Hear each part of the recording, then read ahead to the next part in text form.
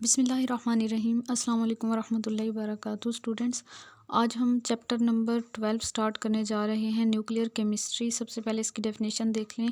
Branch of chemistry which concerned with structure of nucleus, stability of nucleus, radio activity and nuclear transformation. Nuclear transformation is a phenomena by means of which one nucleus is changed into another.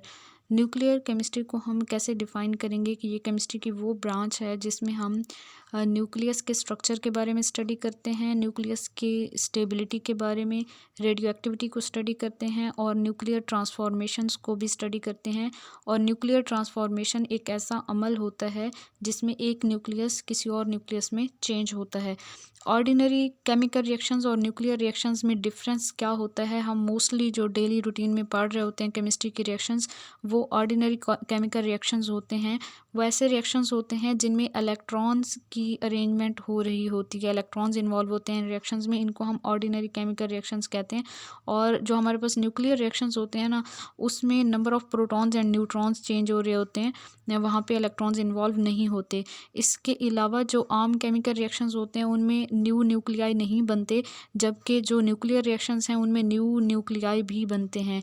और ordinary chemical reactions में less energy release या absorb होती है, जबकि nuclear reactions जो हैं उसमें बहुत ज़्यादा high amount of energy release होती है और बहुत ज़्यादा sufficiently high energy to break chemical bond. इसमें एक तो केमिकल बॉन्ड को तोड़ने के लिए भी एनर्जी बहुत ज़्यादा चाहिए होती है और रिलीज़ भी फिर बहुत ज़्यादा एनर्जी होती है। उसके अलावा नेक्स्ट देखें तो nuclear chemistry is divided into two further branches. One is radio chemistry and the other is radiation chemistry. What is radio chemistry? Radio chemistry deal with radio active atomic species and there uses. जो radio chemistry है वो radio active atomic species के बारे में study होती है और उनके यूज़ को हम देखते हैं रेडियो एक्टिव अटोमिक स्पीशीज़ के।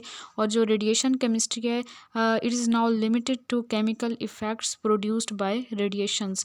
जो रेडिएशन से केमिकल इफ़ेक्ट्स प्रोड्यूस होते हैं उनको स्टडी किया जाता है रेडिएशन केमिस्ट्री में। रेडियो एक्टिविटी को फर्दर हम देखें तो phenomena discovered by Henri Becquerel. Henri Becquerel ने ये फिनोमेना डिस्कवर किया था रेडियो एक्टिविटी का 1896 में।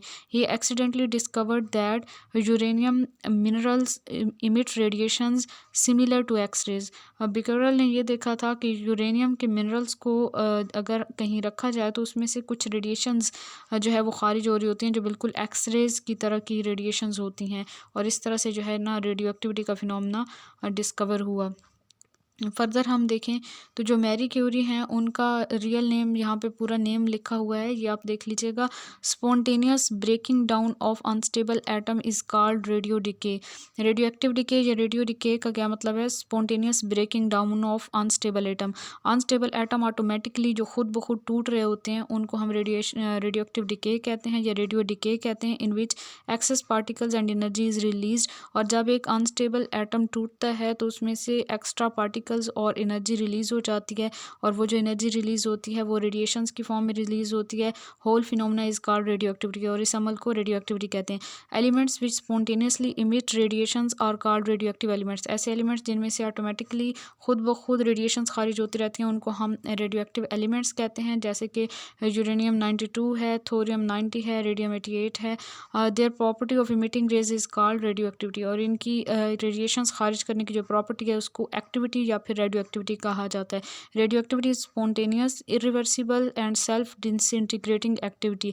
रेडियो एक्टिविटी जो है ये खुद ब खुद होने वाला अमल है, इरिवर्सिबल है, इसको दोबारा रिवर्स नहीं किया जा सकता, और सेल्फ डिसइंटीग्रेटिंग एक्टिविटी है, मीन कि इसमें जो है वो एक एटम ऑटोमेटिकली टूट रहा होता है, किसी न्यू स्पीशी में चेंज हो जाता है। Term radioactivity was first used by Marie Curie. Marie Curie ने सबसे पहले जो है ये टर्म यूज़ की थी, और मैरी क्यूरी जो थी ये स्टूडेंट थी बिक्यूरेल की, और मैरी क्यूरी ने 2 नोबेल प्राइजेस भी जीते थे।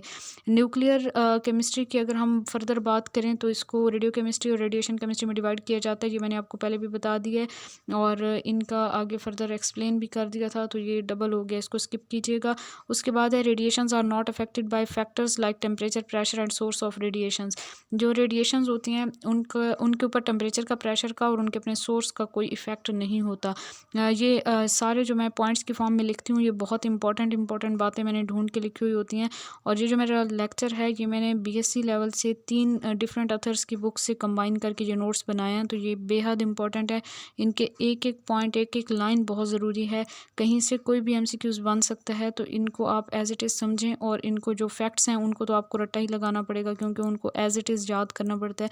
और कुछ चीज़ें समझने वाली होती हैं तो उनके आप कंसेप्ट क्लियर करें और बाकी चीज़ों को आप रिटेन करें अपने माइंड में, बार बार रिवाइज़ करें ताकि वो आपके माइंड में ज़्यादा देर तक रिटेन रह सकें। ठीक है।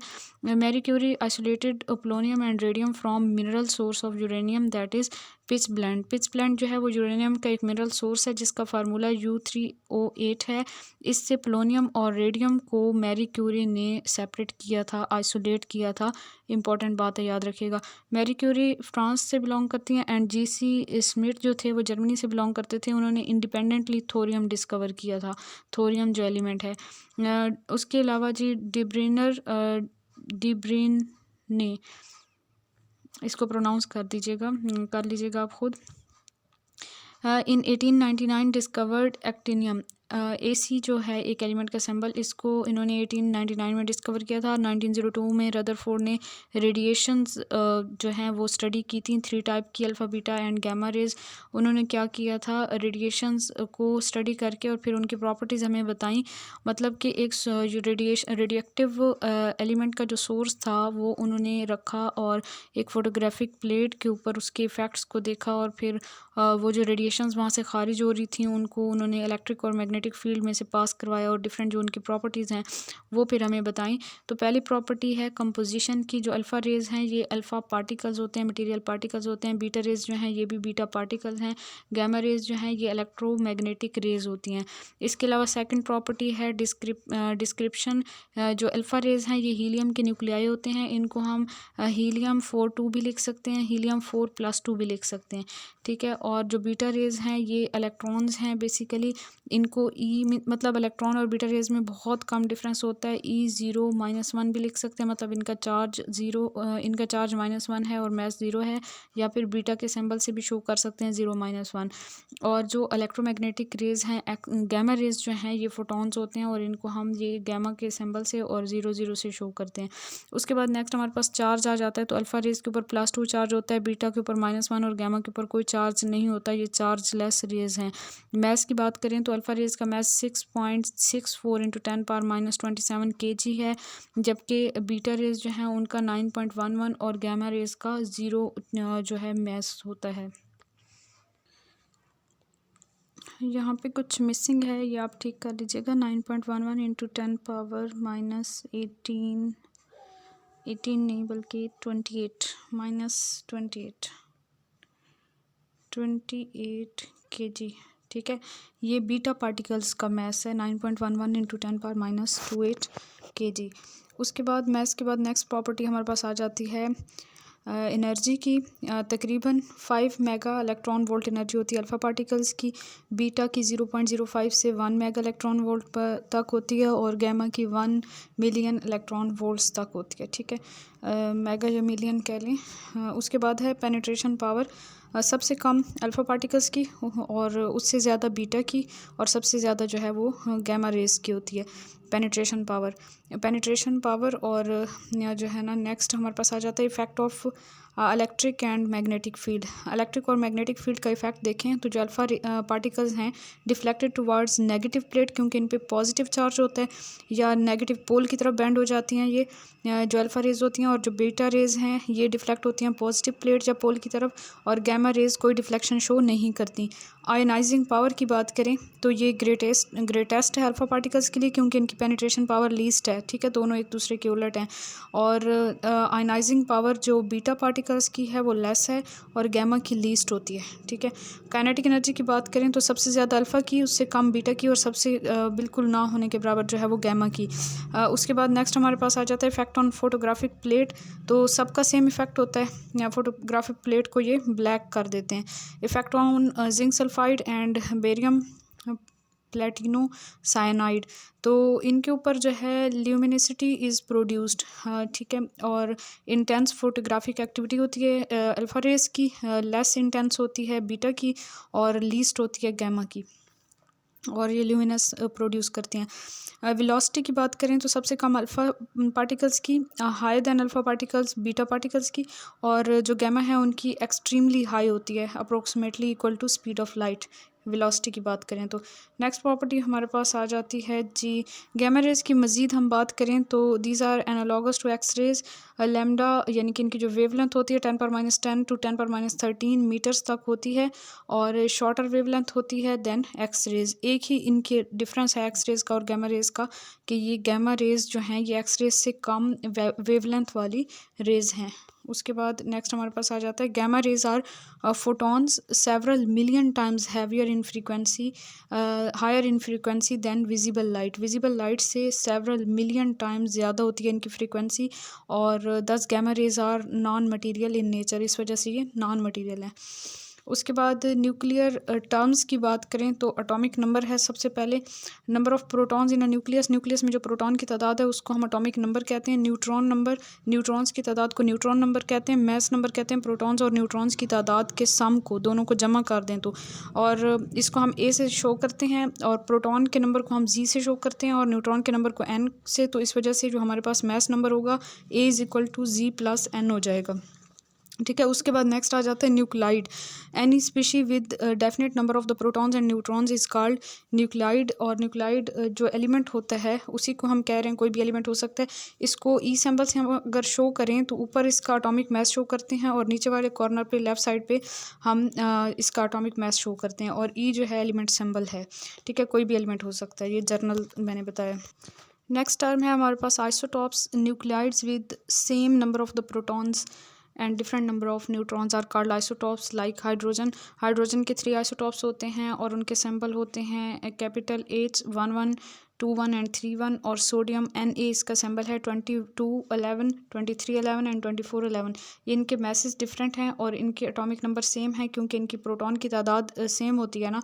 तो हम ये जो नीचे शो कर रहे होते हैं ये एटॉमिक नंबर होता है, तो एटॉमिक नंबर प्रोटॉन्स की तादाद को कहते हैं। तो जो प्रोटॉन की तादाद है वो सेम है, तो वो 11 11 हैं सोडियम में, और इसके अलावा न्यूट्रॉन की तादाद डिफरेंट होती है, तो इस वजह से मैसेज डिफरेंट हैं, क्योंकि जो एटॉमिक मैस होता है वो प्रोटॉन की तादाद जमा न्यूट्रॉन की तादाद होती है। तो इसमें फर्स्ट वाले में आप देखें, फर्स्ट वाले आइसोटॉप में 11 प्रोटॉन, और साथ में 22 कैसे आया, 11 ही इसके न्यूट्रॉन हैं, 11 11 22 हो गया। अब 11 प्रोटॉन 12 न्यूट्रॉन हैं इसमें, और 11 प्रोटॉन और 13 न्यूट्रॉन हैं, तो तभी ये 11 24 हो गया। उसके बाद जी नेक्स्ट हमारे पास आ जाते हैं यहाँ पे आइसोबार्स आ जाते हैं। Nuclides with same mass number. अब ये जो है ना इनका उलट हो गया है। आइसोटॉप का जो उलट है, मतलब मैस नंबर सेम होंगे तो उनको हम कहेंगे आइसोबार्स। जैसे सल्फ़र और आर्गोन हैं, अब इनके जो है मैस नंबर सेम है, आप देखें 36 36, एटॉमिक नंबर डिफरेंट है 16 20, मतलब इनमें प्रोटॉन्स की तादाद डिफरेंट होती है और न्यूट्रॉन्स की तादाद सेम होती है, या ज़रूरी नहीं होता, ठीक है। न्यूट्रॉन की तादाद सेम नहीं हो सकती, बस आपने ये याद रखना है कि मैस नंबर जो है वो इनका डिफरेंट होता है, यानी कि न्यूट्रॉन प्लस प्रोटॉन की तादाद जो है वो सेम होती है। आर्गॉन और कैल्शियम का पेयर जो है ये भी आइसोबार्स हैं, क्योंकि इनके मैसेज जो हैं वो सेम है 40 40, और एटॉमिक नंबर 18 20 हैं, डिफरेंट हैं।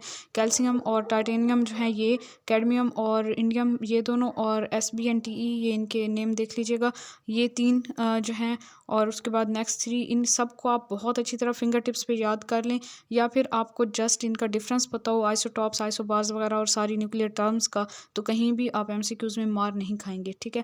और नेक्स्ट हम बात करें तो कार्बन और नाइट्रोजन हैं, ये दोनों भी आइसोबार्स हैं, क्योंकि इनके मैसेज सेम हैं। हाइड्रोजन और हीलियम, हाइड्रोजन 3 एंड हीलियम 3, ये दोनों भी आइसोबार्स हैं। आइसोटॉन्स की बात करते हैं तो nuclides with same number of neutrons. अब यहाँ पे जो है न्यूट्रॉन्स की तादाद अगर सेम होती है तो उनको हम आइसोटॉन्स कहते हैं, जैसे कि H31 एंड हीलियम 42, ठीक है। तो इसमें न्यूट्रॉन की तादाद सेम है। आप देखें इसमें 1 प्रोटॉन है और 2 न्यूट्रॉन्स हैं, और इसमें 2 प्रोटॉन है और 2 न्यूट्रॉन, न्यूट्रॉन 2 हैं दोनों में, तो इस वजह से ये दोनों आइसोटॉन्स हैं एक दूसरे के। और उसके बाद हम सेम वैल्यू ऑफ A-G हो सकती है, मीन के न्यूट्रॉन की तादाद सेम है इनकी। और यहाँ पे भी एक पेयर बताया हुआ है, ऑक्सीजन और नाइट्रोजन वाला पेयर भी बताया हुआ है, ये सारे बहुत अच्छे से याद कर लें। उसके बाद हमारे पास मिरर न्यूक्लियाई भी होते हैं। मिरर न्यूक्लियाई क्या होते हैं, ये भी आइसोबार्स होते हैं, in which number of the protons and neutrons differs by 1। And are interchanged. अच्छा जी, इनमें जो है ना प्रोटॉन और न्यूट्रॉन एक से उनका डिफरेंस होता है, सिर्फ एक का डिफरेंस होता है, और ये एक दूसरे में चेंज हो सकते हैं। जैसे कार्बन 13 है और नाइट्रोजन 13 है, दोनों में आप देखें ना तो इनमें जो है ना एक का डिफरेंस कैसे आ रहा है। कार्बन 13 6 है, यानी कि इसका अटोमिक नंबर 6 है, मैस नंबर 13 है, और न्यूट्रॉन इसके 7 हैं। और नाइट्रोजन 13 7 को आप देखें तो इसके प्रोटॉन 7 हैं, न्यूट्रॉन 6 हैं। उलट हो गया ना, उसके न्यूट्रॉन, कार्बन के न्यूट्रॉन 7 हैं और प्रोटॉन 6 हैं, और नाइट्रोजन के न्यूट्रॉन 6 हैं और प्रोटॉन 7 हैं। ठीक है, एक का डिफरेंस है। इसी तरह ऑक्सीजन और नाइट्रोजन की बात कर लें तो ऑक्सीजन के प्रोटॉन 8 हैं और न्यूट्रॉन 7 हैं, और नाइट्रोजन के प्रोटॉन 7 हैं और न्यूट्रॉन 8 हैं। ठीक है, तो इस तरह से जो है एक का डिफरेंस होगा तो इनको हम मिरर न्यूक्लियाई कहेंगे। इसी तरह जो है वो पोटाशियम और कैल्शियम हैं, ये दोनों भी मिरर न्यूक्लियाई हैं, दोनों में एक का डिफरेंस है। एक में 19 प्रोटॉन और 20 न्यूट्रॉन है, और दूसरे में 20 प्रोटॉन और 19 न्यूट्रॉन है। तो इनको हम मिरर न्यूक्लियाई कहेंगे, और असल में ये क्या होते हैं, ये आइसोबार्स होते हैं। ठीक है, आइसोबार्स होते हैं जिनमें एक प्रोटॉन न्यूट्रॉन का डिफरेंस होता है, एक से डिफर कर रहे होते हैं। आइसोमर्स की बात करें तो nuclides with the same atomic number and mass number but differ in their energy contents और radioactive properties are called nuclear isomers. ये एनर्जी कंटेंट अगर डिफरेंट हो या फिर इनका जो है वो रेडियोएक्टिव प्रॉपर्टीज़ डिफरेंट हों, लेकिन इनका एटॉमिक नंबर और मास नंबर जो है वो सेम हो, तो उनको हम आइसोमर्स कहते हैं।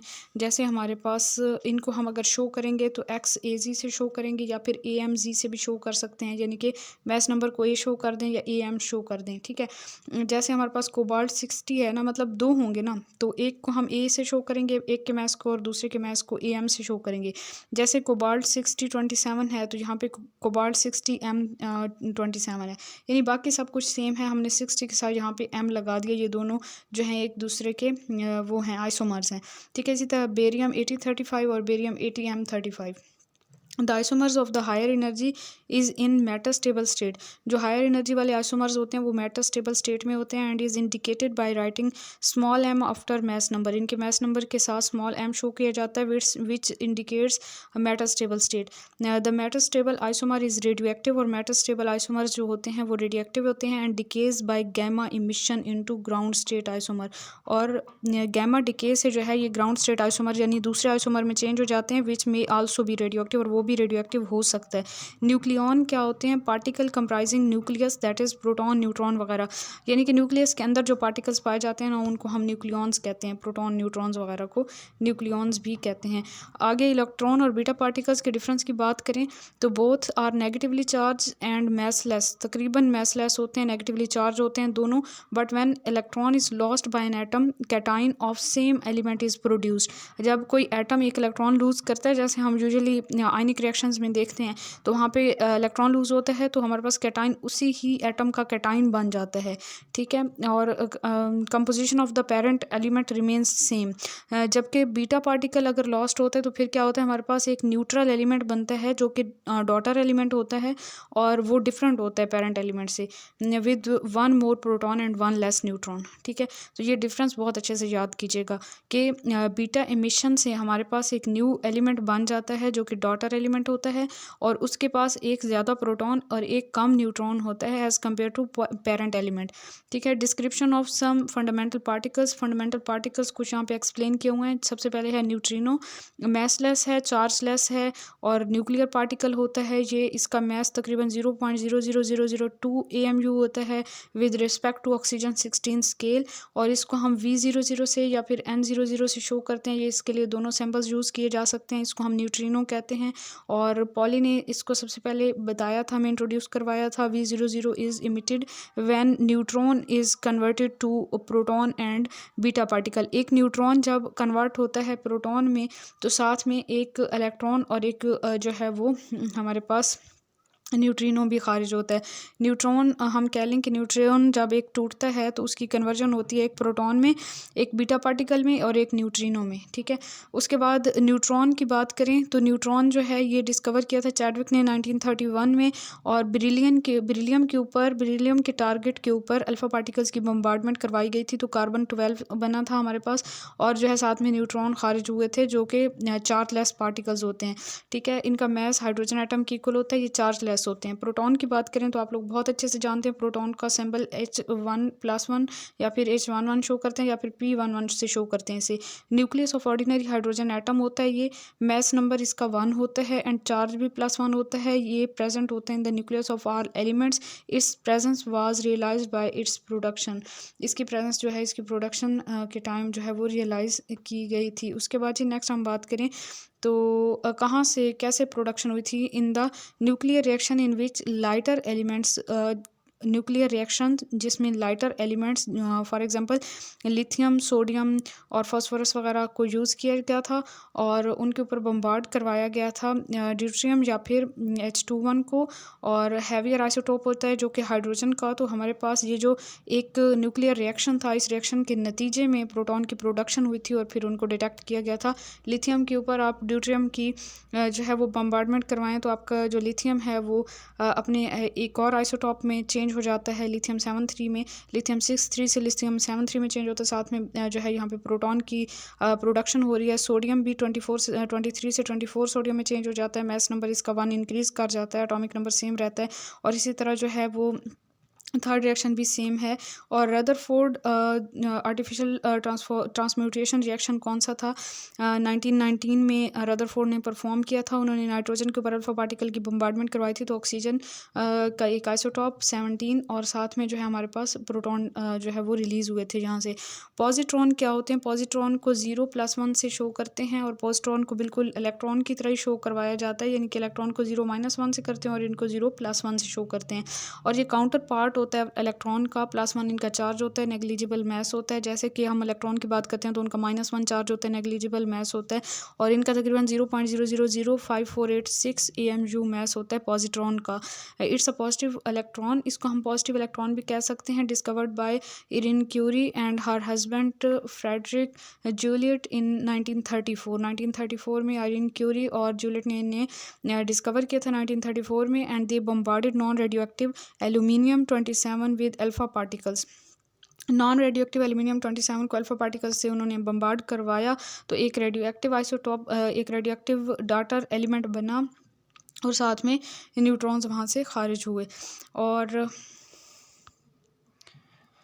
पॉजिट्रॉन खारिज हुए यहाँ से। ठीक है, तो पॉजिट्रॉन बल्कि यहाँ से न्यूट्रॉन खारिज हुआ था। और फिर जो हमारे पास ये फास्फोरस यहाँ पे बन रहा है रेडियो एक्टिव, तो ये रेडियो एक्टिव है, स्टेबल तो है नहीं, तो इसने डिसइंटीग्रेट कर जाना है, तो इससे पॉजिट्रॉन की इमिशन होगी और ये सिलिकॉन स्टेबल एलिमेंट में चेंज हो जाएगा।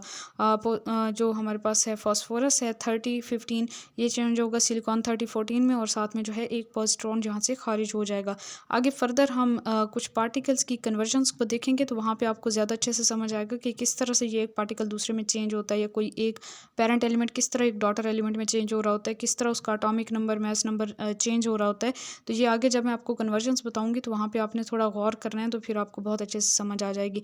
Types of radio active decay की बात करें तो ग्रुप डिस्प्लेसमेंट लॉ यहाँ पे हम स्टडी करते हैं। सोडेफ, जॉन एंड रसल ने 1913 में ये इंट्रोड्यूस करवाया था law. It explains transformation due to alpha and beta emissions, और ये लॉ हमें अल्फा और बीटा एमिशंस की वजह से ट्रांसफॉर्मेशंस को एक्सप्लेन करता है। उसके बाद इसमें हमें क्या बताया जाता है कि an element by an emission of an alpha particle, बहुत गौर से देखना, बहुत इंटरेस्टिंग है कि जब किसी एलिमेंट से अल्फा पार्टिकल्स की इमिशन होती है, moves 2 places to the left in the periodic table, तो वो पीरियोडिक टेबल में अपनी प्लेस से 2 प्लेसेस जो है वो लेफ्ट साइड पे पीछे चला जाता है, यानी कि उसका एटॉमिक नंबर 2 से डिक्रीज कर जाता है। And mass of the element is decreased bye 4 units, और उसका मैस जो है वो 4 यूनिट डिक्रीज कर जाता है। हमने क्या कहा कि जब वो अल्फा पार्टिकल्स इमिट होते हैं, उससे अल्फा पार्टिकल्स आप देखें कि एक एटम में से आप अल्फा पार्टिकल्स को निकाल रहे हैं, तो इट्स मीन कि उसका जो है ना वो मैस कितना निकाल रहे हैं, हम मैस 4 यूनिट निकाल रहे हैं और एटॉमिक नंबर जो है वो 2 यूनिट। तो 2 यूनिट एटॉमिक नंबर, तो पीरियोडिक टेबल जो है वो एटॉमिक नंबर के लिहाज से डिज़ाइन किया गया, एटॉमिक नंबर की तरतीब के लिहाज से एलिमेंट्स को तरतीब दी गई है पीरियोडिक टेबल में। तो जब उसका एटॉमिक नंबर 2 कम हो रहा है तो इट्स मीन कि वो 2 प्लेसेस लेफ्ट साइड पे पीछे चला जाएगा पीरियोडिक टेबल में, उसका मैस नंबर जो है वो 4 यूनिट से जो है वो डिक्रीज कर जाएगा। ठीक है, and mass of the element is decrease by 4 units and N element by the emission of the beta particle. अब बीटा पार्टिकल की बात आ जाती है। बीटा पार्टिकल की जब इमिशन होती है तो वो मूव कर जाता है 1+ टू द राइट, यानी कि उसका एटॉमिक नंबर 1 से इंक्रीज कर जाता है इन द पीरियोडिक टेबल। बहुत इंटरेस्टिंग था।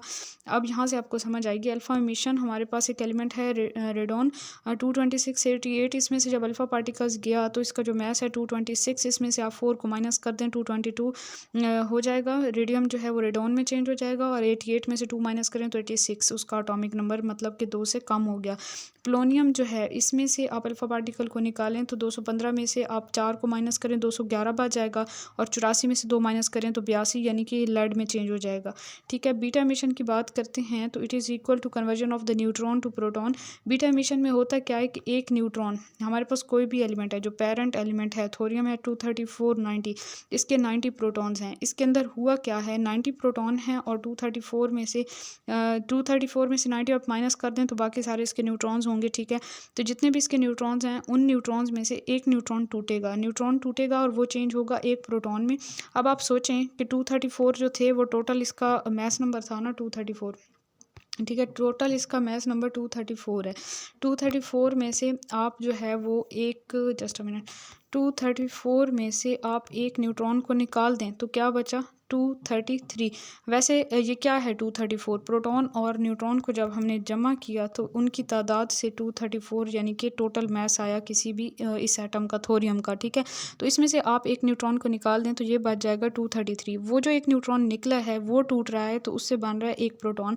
तो अब एक प्रोटॉन बन रहा है तो अब न्यूट्रॉन तो एक माइनस हुआ लेकिन प्रोटॉन एक प्लस हुआ, तो न्यूट्रॉन एक माइनस तो हो रहा है लेकिन वहाँ पे एक प्रोटॉन ऐड भी तो हो रहा है। तो 234 जो है वो ये प्लस माइनस ये तो कैंसिल हो गया ना, मतलब कि एक न्यूट्रॉन टूटा है, न्यूट्रॉन हमने एक माइनस किया तो 234 में से 233 बच गया। अब उसमें एक प्रोटॉन और डाल दें आप तो 233 + 1 = 234 दोबारा से बन जाएगा।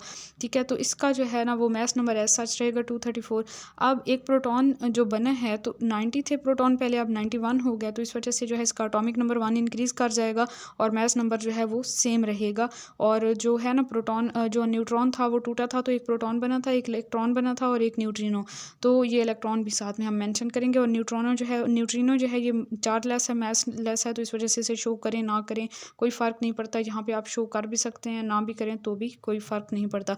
इसी तरह सोडियम में से जब बीटा एमिशन होती है तो सेम उसी तरह होगा, मैस नंबर ऐसा सच रहेगा 24 का 24 और एटॉमिक नंबर 1 इंक्रीज़ कर जाएगा, 11 से 12 हो गया और साथ में जो है वो बीटा पार्टिकल या इलेक्ट्रॉन ने भी खारिज हो जाना है। नियॉन 2311, ये सोडियम 10 था तो 11 में चेंज हुआ और साथ में इलेक्ट्रॉन खारिज हो जाएगा। उसके बाद जी नेक्स्ट हमारे पास आ जाती है gamma emission. Gamma photon responds to radiations with wavelength of about 10⁻⁻12 metres.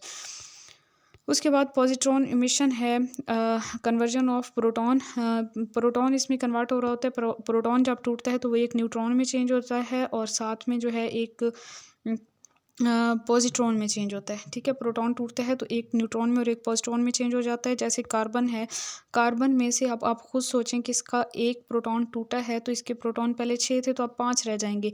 ठीक है, और एटॉमिक नंबर, एटॉमिक मैस पे कोई फ़र्क नहीं पड़ रहा क्योंकि एक न्यूट्रॉन भी तो बन रहा है। अगर एक प्रोटॉन निकल रहा है तो एक न्यूट्रॉन ऐड हो रहा है तो वो दोनों एक दूसरे के इफेक्ट को कैंसिल कर रहे हैं, तो इस वजह से यहाँ पे मैस नंबर सेम रहेगा और साथ में एक पॉजिट्रॉन भी खारिज हो जाएगा।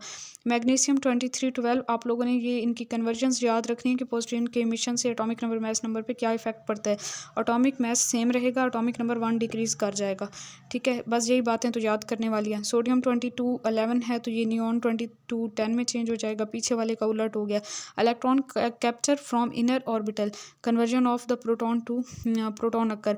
जब कोई एलिमेंट जो है अपने इनर ऑर्बिटल से इलेक्ट्रॉन को पिक करता है तो वो इलेक्ट्रॉन जो है वो प्रोटॉन्स के साथ मिलकर एक न्यूट्रॉन बना देते हैं, एक न्यूट्रिनो बना देते हैं। ठीक है, तो न्यूट्रिनो के एंटी न्यूट्रिनो का सिंबल भी सेम है। ठीक है, यहाँ पे एक एक न्यूट्रॉन बनेगा और एक एंटी न्यूट्रिनो बनेगा। तो यहाँ पे हमारे पास जो है रुबिडियम, इसका एक एग्जांपल है इलेक्ट्रॉन कैप्चर के डिके का। रुबिडियम अपने इनर शेल में से एक इलेक्ट्रॉन लेगा और इलेक्ट्रॉन जो है वो प्रोटॉन के साथ मिलकर न्यूट्रॉन बना देगा, तो एटॉमिक मैस पे कोई इफेक्ट नहीं पड़ेगा क्योंकि एक प्रोटॉन जा रहा है तो एक न्यूट्रॉन बन भी तो रहा है, तो 81 का 81 रहेगा मैस नंबर और एटॉमिक नंबर जो है वो 1 लेस हो गया क्योंकि यहाँ पे जो है एक प्रोटॉन इलेक्ट्रॉन वो ख़त्म हो रहा है, वो न्यूट्रॉन में चेंज हो रहा है, ठीक है। तो इस तरह से 8136 हो जाएगा। आयरन की बात करें तो आयरन के केस में भी ऐसे ही होगा, मैस नंबर सेम रहेगा 55 और एटॉमिक नंबर 1 डिक्रीज़ कर जाएगा। इसी तरह बेरियम में भी मैस नंबर 131 सेम रहेगा, सीजियम में चेंज होगा और 56 से 55 हो जाएगा एटॉमिक नंबर, और साथ में दूसरा पार्टिकल भी रिलीज़ होगा। आइसोबार्स प्रोड्यूस होते हैं बेसिकली, यहाँ पे आइसोबार्स प्रोड्यूस होते हैं, ठीक है। This process is similar to positron emission, और ये प्रोसेस पॉजिट्रॉन इमिशन से मिलता जुलता प्रोसेस है। Positrons are annihilated as soon as they encounter electrons. Positron और इलेक्ट्रॉन जब आपस में टकराते हैं तो वो दोनों ख़त्म हो जाते हैं, बोथ कोलाइड एंड वैनिश, ख़त्म हो जाएगा, गायब हो जाएंगे, और with the emission of the 2 gamma photons and they carry away the energy. 2 gamma photon में कन्वर्ट हो जाएंगे और वो एनर्जी जो है वहाँ से खारिज हो जाएगी गैमा फोटॉन की शक्ल में। एक पॉजिट्रॉन और एक इलेक्ट्रॉन जब टकराते हैं तो वो ख़त्म हो जाते हैं और 2 गैमा फोटॉन्स बन जाते हैं। उसके बाद जी नेक्स्ट हमारे पास समरी आ जाती है रेडियो एक्टिविटी के प्रोसेसेस की, जो मैं आपको अभी सारे बता रही थी। फर्स्ट प्रोसेस था अल्फ़ा इमिशन, इसमें सिंबल बताया सबसे पहले हीलियम 42, या फिर इसे अल्फ़ा के सिंबल से शो करते हैं। Change in atomic number is -2 and change in mass number is -4। ये जो मैं आपको कन्वर्जन्स बता रही थी अभी, उनमें आपको समझ आ गई होगी। Change in neutrons -2। इसके अलावा बीटा एमिशन की बात करें तो इसका सिंबल होता है E0-1, या फिर बीटा माइनस से शो करते हैं इसे। +1 जो है वो change in atomic number +1 and change in mass number 0 and change in neutron number is -1। Gamma emission gamma के साइन से शो करते हैं, 0 साथ में लगाते हैं या फिर नहीं लगाते मास और चार्ज के लिए, इसमें 0 आ जाएगा। सारे चेंजेस जो हैं प्रोटॉन, एटॉमिक नंबर और मास नंबर जो है वो 0 आ जाएगा।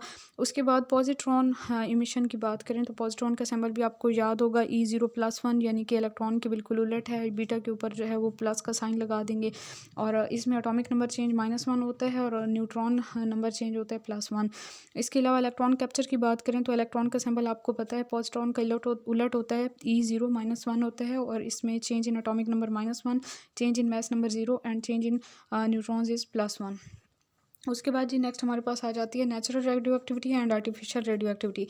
नेचुरल रेडियो एक्टिविटी जो है ये एक स्पॉन्टेनियस प्रोसेस है, आर्टिफिशियल रेडियो एक्टिविटी एक नॉन स्पॉन्टेनियस प्रोसेस है। नेचुरल रेडियो एक्टिविटी जो है इसमें slightly lighter and more stable nuclei are produced by emitting alpha beta और गैमा रेडिएशंस। और आर्टिफिशियल रेडियो एक्टिविटी में हम किसी भी किस्म की एक्टिविटी प्रोड्यूस कर सकते हैं, मतलब खुद से कोई एक्सपेरिमेंट परफॉर्म कर सकते हैं, डिपेंड करता है कि हम क्या परफॉर्म करने जा रहे हैं। अनकंट्रोल्ड होता है नेचुरल रेडियो एक्टिविटी का प्रोसेस, अनकंट्रोलेबल होता है and can not be slow down और एक्सेलरेटेड। और जो आर्टिफिशियल रेडियो एक्टिविटी है can be controlled by controlling speed of bombarding particles. Natural radio activity usually shown by heavy elements and artificial radio activity can be induced in light elements too. Fifth difference है it is process in which a stable and, जो artificial radio activity है इसमें एक stable और non radio active nucleus जो है उसको change किया जाता है एक अनस्टेबल और रेडियो एक्टिव न्यूक्लियस में by bombarding it with appropriate atomic projectile mean alpha particles, protons और न्यूट्रॉन्स। एग्जांपल की बात करें तो एल्यूमिनियम के ऊपर जब अल्फा पार्टिकल्स की बम्बार्डमेंट करवाते हैं तो हमारे पास एक स्टेबल एलिमेंट था एल्यूमिनियम, वो रिएक्टिव एलिमेंट में चेंज हो गया फॉस्फोरस में 3015 में, और फॉस्फोरस फिर फर्दर सिलिकॉन में, और साथ में पॉजिट्रॉन की इमिशन हो जाएगी। ये पहले भी एक बार मैं आपको प्रोसेस पीछे बता चुकी हूँ, यकीनन आपने और किया होगा। This experiment was performed by Irene Curie and her husband Frederic Joliot in 1934। और उसके अलावा कुछ और भी इस तरह के आर्टिफिशियल रेडियो एक्टिविटी की एग्जांपल हैं, जैसे बोरोन के ऊपर अल्फा पार्टिकल की बम्बार्डमेंट करवाएं तो वो नाइट्रोजन रेडियो एक्टिव में चेंज होता है, नाइट्रोजन फर्दर कार्बन में चेंज हो जाता है। कार्बन के ऊपर प्रोटॉन की आप बम्बार्डमेंट करवाते हैं तो वो नाइट्रोजन 13 में चेंज होता है, जो कि रेडियो एक्टिव है, और वो फिर बाद में चेंज हो जाता है कार्बन 13 में, और साथ में पॉजिट्रॉन की इमिशन होती है। यहाँ पे जितने भी पार्टिकल्स इमिट हो रहे हैं उनको आप याद रखिएगा। इसके अलावा नेक्स्ट हमारे पास एग्जांपल आ जाती है नाइट्रोजन 14 के ऊपर अल्फा पार्टिकल्स की आप बम्बार्डमेंट करवाएं, नाइट्रोजन 14 स्टेबल है, वो रेडियो एक्टिव फ्लोरीन 17 में चेंज होता है, और वो फर्दर चेंज हो जाता है ऑक्सीजन 17 में, और साथ में पॉजिट्रॉन की इमिशन होती है। सोडियम के ऊपर आप अल्फा पार्टिकल्स की बम्बार्डमेंट करवाएं, हाइड्रोजन की, ड्यूट्रियम की बम्बार्डमेंट करवाएं तो सोडियम 24 में चेंज हो जाता है, और वो फर्दर फिर मैग्नीशियम में चेंज हो जाएगा with the emission of positron. Aluminium के ऊपर आप न्यूट्रॉन्स की बम्बार्डमेंट करवाएं तो वो सोडियम में चेंज हो जाएगा, और सोडियम फर्दर मैग्नीशियम में with the emission of positron. Natural and artificial radioactive series की बात करें तो हैवी एलिमेंट्स जो आइसोटॉप्स हैं जैसे थोरियम यूरेनियम और यूरेनियम 235 एंड 238 हैं, ये अनस्टेबल होते हैं, कॉन्स्टेंटली इमिट करते हैं अल्फ़ा या बीटा पार्टिकल्स को और चेंज होते रहते हैं न्यू एलिमेंट्स में which also disintegrate until a stable and non radioactive element is obtained. जैसे कि लेड है, यूजुअली लेड ही ऑब्टेन होता है एट द एंड, क्योंकि लेड जो है ना वो स्टेबल है और नॉन रेडियो एक्टिव है। लेकिन एक सीरीज़ ऐसी है जिसमें लेड एंड प्रोडक्ट नहीं होता। Series of the elements obtained by the successive disintegration of the new radioactive elements is known as radioactive series. ये रेडियो एक्टिव सीरीज़ की डेफिनेशन है कि ये एक ऐसी सीरीज़ होती है एलिमेंट्स की जिसमें डिफरेंट एलिमेंट्स ऑब्टेन होते हैं जब सक्सेसिवली डिसइंटीग्रेशन होती रहती है और न्यू रेडियो एक्टिव एलिमेंट्स बनते रहते हैं और एट द एंड हमारे पास एक stable non radio active element बन जाता है, तो इसको हम सीरीज़ कहते हैं, radio active series. Natural radio active series की बात करें तो फर्स्ट हमारे पास है 4n सीरीज़, इसको कहते हैं, या फिर थोरियम 232 सीरीज़ भी कहते हैं। ये जो हमारे पास 4n सीरीज़ है या थोरियम 232 सीरीज़ है, इसमें हमारे पास जो पेरेंट एलिमेंट है वो है थोरियम 232 और इसका एटॉमिक नंबर 90 होता है। और जो हमारे पास फाइनल जो डॉटर एलिमेंट है, जो स्टेबल एलिमेंट हमारे पास आ जाता है, यानी कि जो एंड प्रोडक्ट है वो हमारे पास लेड है 208, उसका मैस है, और 82 उसका एटॉमिक नंबर है। ये बातें याद करने की हैं, एक जो स्टार्टिंग है एलिमेंट आपके पास और एक जो फाइनल प्रोडक्ट है। और इसमें हमें बता रहे हैं कि 4n सीरीज़ जो है, जिसको हम थोरियम सीरीज़ भी कहते हैं, इसमें if mess number of the series members is divided by 4, इसमें जितने भी मेंबर्स आएंगे, मतलब थोरियम एक एलिमेंट में चेंज होगा, वो फर्दर नेक्स्ट में, फिर वो नेक्स्ट में, एंड प्रोडक्ट तो हमारे पास लेड है ना, तो इसमें जितने भी एलिमेंट्स हमारे पास बन रहे हैं उन सब के मैसेज को इंडिविजुअली अगर हम 4 से डिवाइड करते हैं तो हमारे पास जो रिमाइंडर आता है वो इक्वल टू 0 आता है। ठीक है, इसी वजह से तो इसे हम 4n सीरीज़ कह रहे हैं। ठीक है, इसमें हम 4 से डिवाइड करते हैं तो हमारे पास रिमाइंडर 0 आता है। Mass number of all members is 4n, यानी कि 4 का मल्टीपल होता है मैस नंबर।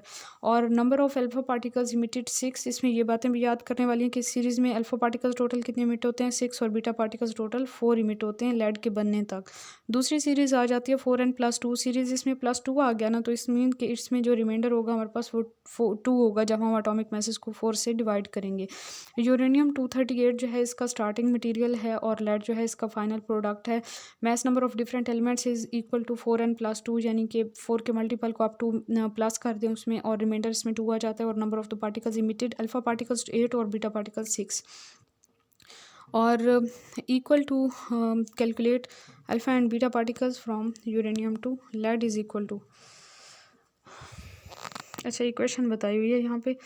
अल्फा और बीटा पार्टिकल्स को कैलकुलेट करने के लिए यूरेनियम से लेड में कन्वर्ट होने तक किस तरह से हम अल्फा और बीटा पार्टिकल्स को कैलकुलेट करेंगे। यूरेनियम का मेस 238 था ना, -4x करेंगे आप, 206 आएगा हमारे पास जो कि लेड का है। तो x इज इक्वल टू 8 अगर आप पुट करें तो इस तरह से, और 92 - 2x plus y is equal to 82, y यहाँ पे 6 पुट करेंगे।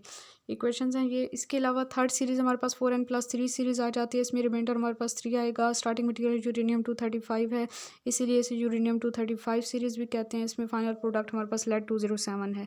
और अल्फा पार्टिकल जहाँ पे 7 इमिट होते हैं सीरीज़ में और बीटा 4 इमिट होते हैं। 4n+1 सीरीज़ है जिसको नेपच्यूनियम 237 सीरीज़ भी कहते हैं। और इसमें हमारे पास स्टार्टिंग मटेरियल नेपच्यूनियम है, और यहाँ पे डिफरेंस आ रहा है कि हमारे पास जो फाइनल प्रोडक्ट है वो लेड नहीं है बल्कि बिस्मिथ है। और members of this series do not occur in nature, तो ये हमारे पास आर्टिफिशियल सीरीज़ है और इनको प्रिपेयर किया जाता है लैब में आर्टिफिशियल मेथड से। Mass number of all the different members is 4n+1 and remainder इसमें हमारे पास 1 आता है। अल्फा पार्टिकल 7 इमिट होते हैं और beta particle 4।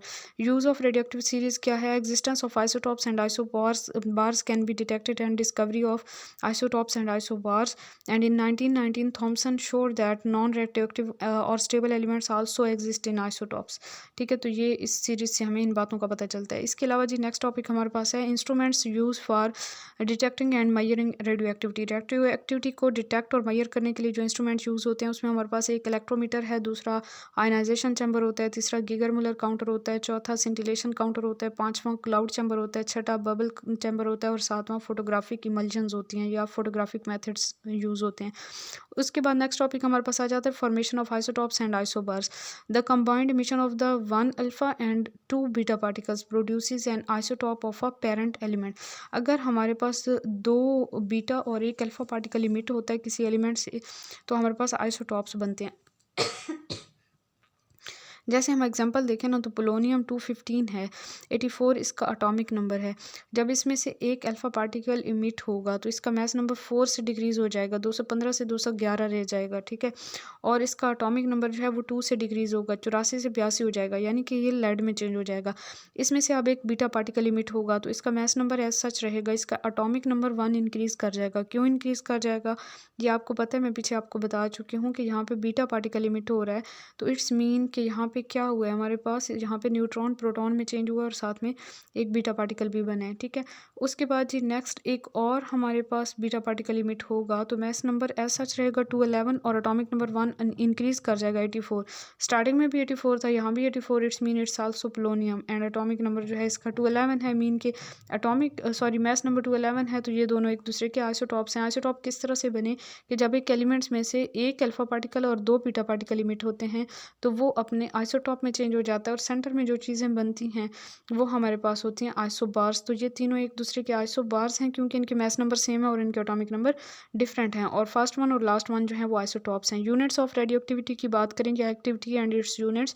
The activity of a radioactive material is defined as the rate at which nuclei of its constituents decay is called activity or radioactivity. Rate is directly proportional to number of unstable nuclei in the sample and rate of decay is equal to minus dn over dt is equal to kn, या फिर हम इसे lambda n से भी show करते हैं। और जहाँ पे n जो है वो नंबर ऑफ पेरेंट न्यूक्लियाई हैं इन सैम्पल, और k जो है रेट कांस्टेंट है, और t टाइम है, और लैम्डा जो है वो डिसइंटीग्रेशन या डिके कांस्टेंट है, ठीक है। इसमें जस्ट आप सिंपली जो है ये इक्वेशन याद कर लें या फिर इसके साथ आप इसको याद कर लें, ये एमसीक्यूज में पूछा जा सकता है। और रेट का अनस्टेबल न्यूक्लियाई की तादाद के डायरेक्टली प्रोपोर्शनल है रेट, और दैट्स इट। उसके बाद जी हमारे पास आ जाता है यूनिट होता है हमारे पास रेडियो एक्टिविटी का डिसइंटीग्रेशन पर सेकंड, और जो ऐसा यूनिट है वो बिक्योरल है, उसे कैपिटल बी स्मॉल के से शो करते हैं। 1 becquerel is equal to 1 disintegration per second होता है, और 1 क्यूरी इक्वल होता है सी आई क्यूरी को शो करते हैं, और 1 क्यूरी इक्वल होता है 3.70 इंटू 10 पर 10 disintegration per second. 1 millicurie is equal to 3.7 into 10 per 7 disintegration per second, and 1 microcurie is equal to 3.7 into 10 पर 4 disintegration per second, and 1 curie is equal to 3.7 into 10 power 4 Rutherfords. R is equal to Rutherfords. Rutherford unit is defined as mass of the radioactive substance which produce 10 power 6 disintegrations per second. Specific activity क्या होती है? Activity per unit mass is a measure in counts per second or minutes, and it is radioactive abundance of radioisotopes. Specific activity क्या होती है? Activity per unit mass को हम specific activity कहते हैं, and it is measure in counts per second or counts per minute, and it is relative abundance of isotopes. तो isotopes की relative abundance को हम क्या कहते हैं? स्पेसिफिक एक्टिविटी कहते हैं। उसके बाद हमारे पास न्यूक्लियर स्टेबिलिटी आ जाती है। फैक्टर्स अफेक्टिंग न्यूक्लियर स्टेबिलिटी, सबसे पहला फैक्टर है पैकिंग फ्रैक्शन जिसको हम स्मॉल एफ से शो करते हैं। दूसरा हमारे पास बाइंडिंग एनर्जी जिसको हम बी बार से शो करते हैं, या बाइंडिंग एनर्जी पर न्यूक्लियन भी से कहेंगे। जस्ट बाइंडिंग एनर्जी होगा तो कैपिटल बी से शो करेंगे, बाइंडिंग एनर्जी पर न्यूक्लियन होगा तो बी और ऊपर हम बार भी लगाएंगे या छोटा सा डैश लगाएंगे। न्यूक्लियर शेल मॉडल जो है ये भी हमें स्टेबिलिटी के बारे में बताता है, जिसको हम मैजिक नंबर जहाँ पे हम स्टडी करेंगे। Even and odd number of proton and neutron भी हमें स्टेबिलिटी के बारे में बताते हैं न्यूक्लियस की, and neutron to proton ratio भी हमें न्यूक्लियर स्टेबिलिटी के बारे में बताती है। सबसे पहले पैकिंग फ्रैक्शन है जिसे हम स्मॉल एफ से शो कर रहे हैं, and stability of the nucleus. तो पैकिंग फ्रैक्शन का फार्मूला आप देख लें, is equal to F is equal to isotopic mass minus mass number divided by mass number is equal into 10 पर 4। तो पैकिंग फ्रैक्शन जो है इसको हम आइसोटॉपिक मास को अगर हम एम से शो करें, अगर हम मास नंबर को वैसे भी ए से ही शो करते हैं, और नीचे भी हमारे पास जो है वो मास नंबर आ रहा है तो यहाँ पे नीचे भी ए आना चाहिए, ठीक है। तो मल्टीप्लाई 10 पर 4 आ जाएगा। तो F is equal to isotopic mass minus mass number over nucleons भी हम कह सकते हैं, जो हमारे पास यहाँ पे मिस्टेक है, यहाँ पे कैपिटल ए आएगा, यानी कि मास नंबर यानी कि प्रोटॉन और न्यूट्रॉन की तादाद का सम आ जाएगा। तो F is equal to M minus A over A, या फिर F is equal to M minus A over N plus P into 10 पर 4 आ जाएगा। तो अब हमारे पास समझने वाली बात यह है कि अगर हमारे पास पैकिंग फ्रैक्शन की वैल्यू नेगेटिव आ जाती है तो फिर हमारे पास न्यूक्लियस स्टेबल होता है, ठीक है। अगर हम पैकिंग फ्रैक्शन की वैल्यू ऑक्सीजन की बात करें ना तो ये नेगेटिव में है, इट्स मीन कि ऑक्सीजन इज स्टेबल। अच्छा, आर्गॉन के लिए भी नेगेटिव है तो आर्गॉन भी स्टेबल है। और पैकिंग फ्रैक्शन की वैल्यू नेगेटिव होती है when isotopic mass is less then mass number. ठीक है, ये याद रखिएगा, अगर आइसोटॉपिक मास लेस हो मास नंबर से तो फिर हमारे पास नेगेटिव वैल्यू आती है। ट्रांजिशन मेटल्स की बात करते हैं, जैसे मोलिब्डेनम है, टेक्नीशियम है, वगैरह वगैरह, ये सारी जो इधर जहाँ पे मेंशन हैं, इनके मास नंबर तकरीबन 45 के जो इर्द गिर्द हैं, have lowest negative values of packing fraction, so these nuclides are highly stable. इनके लोएस्ट नेगेटिव वैल्यूज़ हैं, मीन की वैल्यू जितनी ज़्यादा लो होती जाएगी नेगेटिव में, वो उतना ही ज़्यादा स्टेबल न्यूक्लियस होगा। और अगर नेगेटिव में वैल्यू हाई होती जा रही है तो वो इतना स्टेबल नहीं होगा, कंपैरेटिवली बात हो रही है। ठीक है, अगर पैकिंग फ्रैक्शन की वैल्यू लो पॉजिटिव क्वांटिटी है तो फिर भी न्यूक्लियाइड स्टेबल होंगी लो पॉजिटिव के लिए। ठीक है, हाई पॉजिटिव के लिए फिर अनस्टेबिलिटी आ जाती है। जैसे कार्बन 12 के लिए +3 है, हीलियम के लिए हमारे पास +6 है, तो ये भी स्टेबल हैं। अगर तो पैकिंग फ्रैक्शन की वैल्यू हाई पॉजिटिव क्वांटिटी है तो फिर न्यूक्लियाइड्स अनस्टेबल हो जाते हैं। Such nuclide undergo spontaneous disintegrations. ठीक है, और वो फिर रेडियो एक्टिव होते हैं। As mass number increases stability decreases, mass number increase करता है तो स्टेबिलिटी डिक्रीज करती जाती है, पैकिंग फ्रैक्शन वैल्यू इंक्रीज करती जाती है। ठीक है, जितनी ज़्यादा पैकिंग फ्रैक्शन वैल्यू होगी उतनी कम स्टेबिलिटी होगी। Elements with mass number greater than 190 have low positive values of packing fraction, it's mean के these elements are stable, and elements with mass number greater than 230 have very high positive values of packing fraction, it's mean these elements are unstable, such elements are radioactive।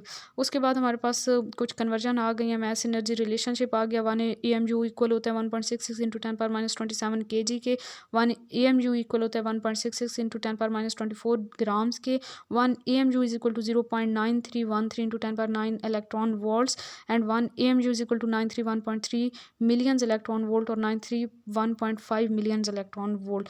इसके अलावा mess defect आ जाता है जिसको हम del capital M से show करते हैं, और बाइंडिंग एनर्जी एंड जो एक्चुअल मैस होता है उसे हम कैपिटल एम से शो करते हैं, किसी भी एटम का जो एक्चुअल मैस होता है। इसको डिटरमाइन किया जाता है by mass spectrograph is always less than the sum of the masses of protons and neutrons and electrons present in the atom. किसी भी एटम कोई भी एटम किस चीज़ से मिल के बना होता है, सॉरी, जो फंडामेंटल पार्टिकल्स होते हैं उसके प्रोटॉन, न्यूट्रॉन एंड इलेक्ट्रॉन। तो इट्स मीन कि अगर हम प्रोटॉन, न्यूट्रॉन और इलेक्ट्रॉन के मैस को कैलकुलेट कर लें, तीनों को सम कर लें, तो हमारे पास एटम का मैस उतना ही आना चाहिए, क्योंकि ये उसके फंडामेंटल पार्टिकल्स हैं और एटम उन्हीं से मिलके बना है। लेकिन हकीकत में ऐसा नहीं होता, उनके मैसेज का जब सम किया जाता है तो वो थोड़ा सा ज़्यादा आ जाता है मैस, और जो एक्चुअल मैस होता है ना एटम का वो थोड़ा सा कम होता है, यानी कि उन तीनों के मैसेज को जमा करने के बाद जो हमारे पास एक क्वांटिटी आती है उससे थोड़ा सा कम होता है एटम का मैस। ठीक है, यानी कि M is less than M prime. तो क्यों होता है ऐसा? Mass defect is also called mass loss या मैस डेफिसिट भी इसे कहते हैं। व्हेन न्यूक्लियॉन्स कंबाइन, जो न्यूक्लियॉन्स हैं यानी प्रोटॉन और न्यूट्रॉन को यूजुअली लिया जाता है, इलेक्ट्रॉन्स को नहीं लिया जाता क्योंकि उनका मैस बिल्कुल नेग्लिजिबल होता है। तो इसलिए हम कहते हैं ना कि एक जो इलेक्ट्रॉन का मैस होता है वो प्रोटॉन न्यूट्रॉन से 1836 टाइम लेस होता है, 1836 गुना या 1840 गुना कम होता है इलेक्ट्रॉन का मैस। तो इस वजह से इलेक्ट्रॉन के मैस को यहाँ पे कंसिडर नहीं किया जाता, इस वजह से यहाँ पे न्यूक्लियॉन्स की टर्म्स लिखी गई है। ठीक है, न्यूक्लियॉन्स जब कंबाइन करते हैं और न्यूक्लियस बनाते हैं तो क्या होता है कि mass equal to M prime minus M is lost as energy. तो वहाँ पे ये जो दोनों मैसेज का डिफरेंस है, इस जितना मैस जो है वो लॉस्ट कर जाता है in the form of energy. ठीक है, तो मैस डिफेक्ट कहते हैं इसी को। Mass defect of helium atom की बात करते हैं तो is equal to sum of the masses of the nucleons minus actual mass. तो न्यूक्लियॉन्स के मैसेज को जब हम सम करते हैं तो वो हमारे पास आ जाता है जी 0.0303 AMU एंड 1 AMU 1.66 इंटू 10⁻⁻27, यानी कि ये हमारे पास जो है ना दोनों का डिफरेंस लिया है ना दोनों का, ये जो उनके न्यूक्लियॉन्स के मैसेज का सम था 4.0329 और जो एक्चुअल मैस है उसका हीलियम का वो 4.0026, मीन थोड़ा सा डिफरेंस है, थोड़ा सा कम है एक्चुअल मैस। तो डिफरेंस कितना आ गया? 0.03 का डिफरेंस आया। 1 AMU की वैल्यू आपको पता है केजी में 1.66 इंटू 10⁻27 kg होती है। तो मैस डिफेक्ट इक्वल हो गया केजी में कन्वर्ट करने के लिए आप इसी वैल्यू से मल्टीप्लाई कर दें तो 5.04 इंटू 10⁻28 kg आ गया mass defect for helium nuclei. Mass defect oxygen के लिए आप निकालेंगे, सेम वैसे निकालेंगे, एम प्राइम में से एम को माइनस करेंगे, आपके पास ये आंसर आएगा। फिर इसको आप केजी में कन्वर्ट कर सकते हैं, इसको मल्टीप्लाई करके 1.66 इंटू 10⁻27 kg के साथ मल्टीप्लाई करके। Oxygen nucleus nucleus is more stable then helium nucleus, क्योंकि यहाँ पे मास डिफेक्ट की वैल्यू ज़्यादा आ रही है। मास डिफेक्ट की वैल्यू जितनी ज़्यादा होगी न्यूक्लियस उतना ज़्यादा स्टेबल होगा। बेसिकली हम स्टेबिलिटी से रिलेट कर रहे हैं ना, तो आप ये याद रखिएगा कि मास डिफेक्ट की वैल्यू जितनी ज़्यादा होगी न्यूक्लियस उतना ज़्यादा स्टेबल होगा। न्यूक्लियर बाइंडिंग एनर्जी, जिसको हम कैपिटल बी से शो करते हैं, during combination of the nucleons mass is converted to energy. जब न्यूक्लियॉन्स कंबाइन करते हैं तो मास जो है वो एनर्जी में कन्वर्ट हो जाता है। इसको हम बाइंडिंग एनर्जी कहते हैं किसी भी न्यूक्लियस की, या न्यूक्लियर बाइंडिंग एनर्जी भी हम इसे कहते हैं। इसको बी से शो करते हैं। तो न्यूक्लियर बाइंडिंग एनर्जी में हम मास डिफेक्ट को मल्टीप्लाई करेंगे 931 इंटू 10.5 मिलियंस इलेक्ट्रॉन वोल्ट से। ठीक है, ये कन्वर्जन याद कर लीजिएगा। उसके बाद हमारे पास बाइंडिंग एनर्जी पर न्यूक्लियॉन आ जाती है, बी प्राइम से बी बार से शो करते हैं is equal to binding energy divided by mass number.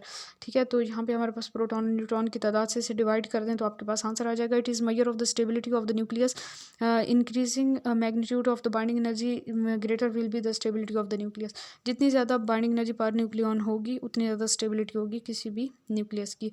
उसके बाद variation of the binding energy per nucleon and stability of the nucleons बात करें तो binding energy per nucleon varies with atomic mass of isotopes. तो यहाँ पे आप देखें, यहाँ पे एटॉमिक मैसेज बताए हुए हैं, बाइंडिंग एनर्जी पर न्यूक्लियॉन बताई हुई है। तो यहाँ पे आपको ग्राफ नज़र आ रहा है। सबसे पहले हाइड्रोजन के लिए, हीलियम के लिए, फिर इंक्रीज़ करते करते हीलियम के लिए आ गए, फिर लिथियम का दूसरा आइसोटॉप, फिर इसी तरह हमारे पास सोडियम नाइट्रोजन आ जाता है, कार्बन आ जाता है, कार्बन के बाद nitrogen, then oxygen, then sulphur, then iron, then krypton और देन टिन आ जाता है। दिन ये इस तरह से ग्राफ जो है वो हमारे पास सीधा चला जाता है। ठीक है, तो इसमें क्या चेंजेस आए हैं? A plot of the negative of the binding energy per nucleon versus mass number shows that nuclear stability is greater in the region near iron. Iron के करीब जाके जो है ना न्यूक्लियर स्टेबिलिटी सबसे ज़्यादा हो जाती है, मैक्सिमम हो जाती है। यहाँ पे जाके मैक्सिमम होती है, फिर आगे जो है वो थोड़ी कम होना स्टार्ट हो जाती है। ठीक है, this plot is also called binding energy curve. इस प्लॉट को हम बाइंडिंग एनर्जी कर्व भी कहते हैं। इंपॉर्टेंट इसकी कंक्लूजन्स क्या हैं? Lighter nuclei having low atomic mass that is hydrogen 1121 and 31 जो उसके आइसोटॉप्स हैं, इनकी बहुत कम बाइंडिंग एनर्जी पर न्यूक्लियॉन होती है। बिल्कुल नीचे था ना इनका ग्राफ, आप देखें ना, तो यहाँ से सबसे कम इन्हीं की है, फिर आगे बढ़ती जा रही है बाइंडिंग एनर्जी, यहाँ तक बढ़ी, फिर कम हुई, फिर बढ़ी, फिर बढ़ी, और फिर ये आयरन की मैक्सिमम, और फिर आगे जो है वो तकरीबन थोड़ी बहुत कम होना स्टार्ट हो जाती है।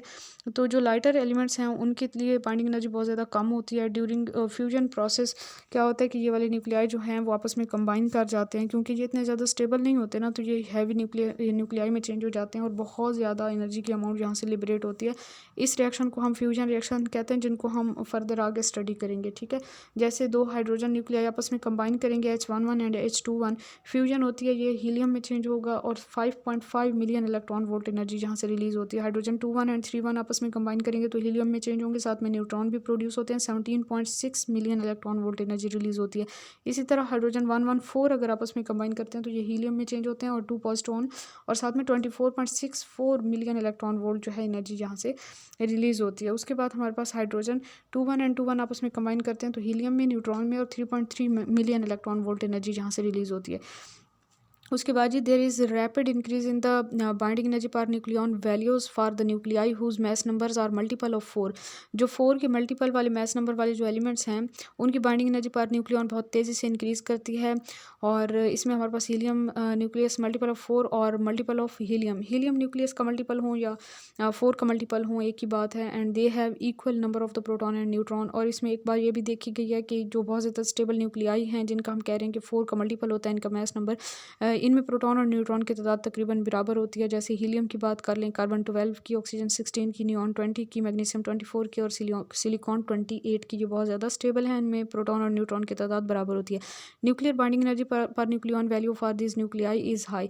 इनकी जो nuclear binding energy per nucleon value है ये इनकी बहुत ज़्यादा होती है, मीन की ये बहुत ज़्यादा स्टेबल होते हैं। जैसे हीलियम के लिए 7.07 है, कार्बन 12 के लिए 7.61 है, ऑक्सीजन 16 के लिए 7.97 है। उसके बाद हमारे पास, अच्छा इन तीनों को कंपेयर करें तो जिसकी सबसे ज़्यादा वैल्यू होगी न्यूक्लियर बाइंडिंग एनर्जी की वो सबसे ज़्यादा स्टेबल होगा। ठीक है, तो ये पॉइंट अपने माइंड में रखिएगा। बेरिलियम 84 की बात करते हैं तो is an exception and it splits into 2 alpha particles. ये एक एक्सेप्शनल केस है, जब ये स्प्लिट होता है तो 2 अल्फा पार्टिकल्स बन जाते हैं। Helium nucleus has quite stable structure and this is the reason why alpha particles are emitted by many radioactive elements. Alpha particles क्यों इमिट होते हैं? क्योंकि ये बहुत ज़्यादा स्टेबल न्यूक्लियस है जो हीलियम न्यूक्लियस है। तो कोई भी चीज़ स्टेबिलिटी गेन करने के लिए अपना वजूद खो देगी और वो एक ऐसी चीज़ में चेंज हो जाएगी जिसकी स्टेबिलिटी ज़्यादा है।